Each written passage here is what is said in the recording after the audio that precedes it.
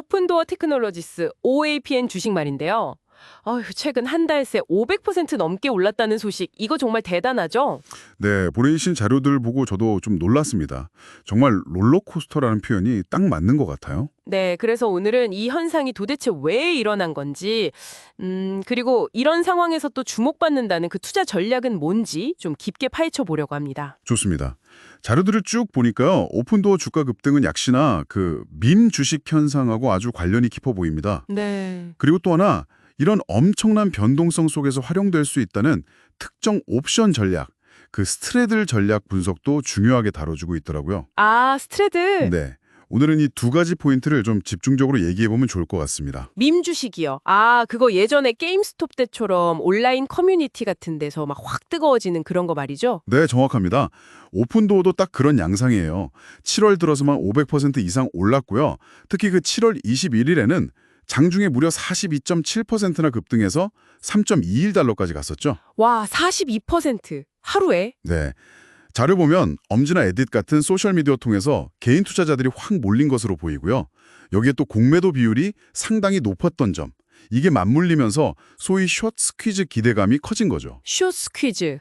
아, 공매도 세력들이 막 주식 다시 사들이면서 가격이 더 오르는 그거죠? 맞습니다. 주가 오르니까 손실 줄이려고 공매도 투자자들이 막 서둘러서 주식을 되사고 이게 또 주가 상승을 부추기는 게임스톱 때 봤던 딱 그 그림인 거죠. 혹시 뭐랄까 불을 확 지핀 계기 같은 것도 있었나요? 자료에 EMJ 캐피털의 에릭 잭슨이라는 사람 언급이 있던데요. 아, 네네. 그게 어떻게 보면 기폭제가 된 것 같아요. 7월 14일에 이 에릭 잭슨이 장기 목표가로 글쎄요, 무려 82달러를 제시했거든요. 82달러요? 지금 3달러인데. 네. 그러니까 이게 투기적인 매수세에 뭐랄까 기름을 부은 격이죠. 지금 주가는 사실 기업의 어떤 펀더멘털, 내재 가치보다는 거의 시장 참여자들의 심리 그리고 수급에 따라서 움직이고 있다. 이렇게 봐야 할 것 같습니다. 주가가 이렇게 정신없이 움직이니까 옵션 시장은 뭐 정말 난리가 났겠네요. 자료에도 거래량이 푹 찌르다고 나오던데요. 네, 그야말로 광풍 수준이었어요. 하루 옵션 거래량이 340만 계약을 넘어서면서 사상 최대치를 기록했고요. 특히 만기가 아주 짧게 남은 옵션들, 그중에서도 금요일 만기 옵션에 거래가 엄청나게 쏠렸다고 합니다. 지표 얘기도 좀 해보면요. 그 내재 변동성, IV라고 하죠. 이게 300%를 넘었다는 게, 와, 325.89%면 이건 시장의 앞으로 주가가 매일 수십 %씩 오르내릴 수도 있다고 본다는 뜻인가요? 그렇습니다. 그만큼 아주 극단적인 변동성을 가격에 반영하고 있다는 신호죠. 역대 최고 수준이고요. 지난 1년간의 변동성 중에서도 뭐 100% 퍼센타일, 즉 최고치에 해당합니다. 그리고 과거 실제 변동성, HB 대비해서 미래 예상 변동성, IB 비율도 1.74니까 상당히 높고요. 콜옵션, 그러니까 상승에 베팅하는 거죠. 이거랑 풋옵션, 하락 베팅 비율도 1.97이면 콜옵션 쪽으로 압도적으로 쏠려있던 얘기입니다. 상승 기대 심리가 엄청 강하다는 거죠. 와, 이렇게 변동성이 크면 사실 방향을 예측하는 건 거의 불가능에 가까울 것 같은데요. 그럼 혹시 이 변동성 자체를 이용하는 전략 같은 것도 있을까요? 아까 잠깐 말씀하신 그 스트레들, 그게 이건가요? 네, 맞아요. 바로 그럴 때 생각해 볼 수 있는 전략이 스트레들입니다. 방향성보다는 변동성 그 자체에 투자하는 방식이에요. 같은 만기, 같은 행사 가격을 가진 콜옵션이란 풋옵션을 동시에 사는 겁니다.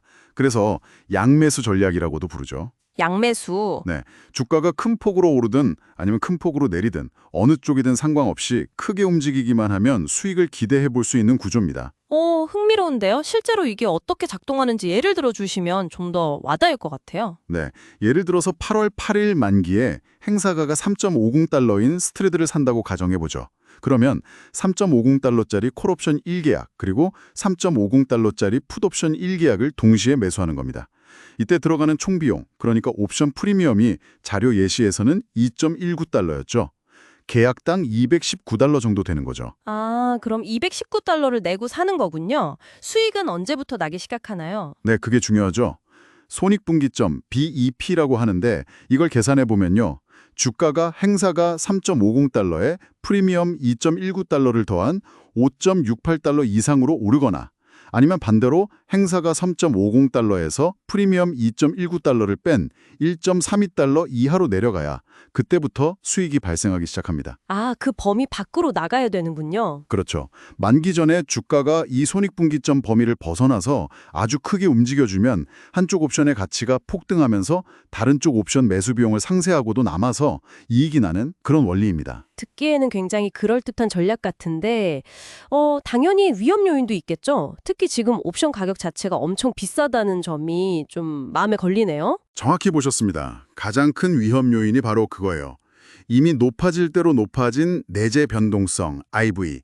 IV가 높다는 건 말씀하신 대로 옵션 프리미엄이 이미 너무 비싸다는 뜻이라서 옵션 매수자한테는 상당히 불리한 조건이죠. 네. 만약에 주가 변동성이 시장 예상보다 작거나 아니면 IV 자체가 뚝 떨어지면요. 그럼 옵션 가치가 그냥 순식간에 급락할 수 있습니다. 소위 프리미엄 증발 위험이 아주 큰 거죠. 아, 가만히만 있어도 돈이 녹는 거네요. 그렇죠. 또 주가가 예상과 다르게 그 손익분기점 사이에서 그냥 횡보해버리면 그럼 비싸게 주고 산 옵션 프리미엄만 그냥 다 날리게 되는 거고요.